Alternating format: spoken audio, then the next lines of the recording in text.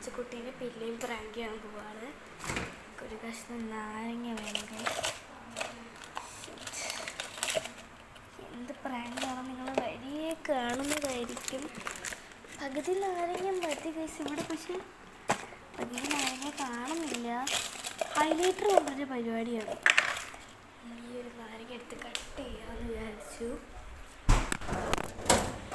Guys cut ചെയ്യാം. കുഞ്ഞു പീസാണ് കട്ട്. നമുക്ക് ബാക്കിയുള്ള പീസ് ഫ്രിഡ്ജിൽ കൊണ്ടുവെക്കാം ഗൈസ്. ഇനി ഇതുകൊണ്ട് എന്താണെന്ന് ഞാൻ പറഞ്ഞു കഴിഞ്ഞാൽ ഫസ്റ്റ് നമുക്കൊരു പരിപാടിയുണ്ട്, മാറ്റി വെക്കാം.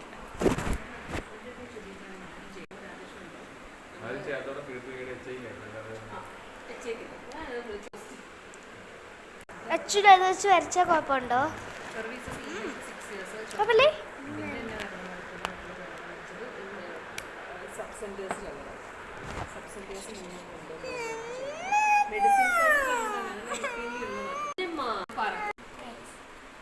ചുമ്മാ ഇരുന്ന് വിക്കറ്റ് കയറി ഗൈസ് എല്ലാവരും കൂടെ. ഇനി നല്ല മറുപടി കൊടുത്തില്ലെങ്കിൽ ശരിയാവും.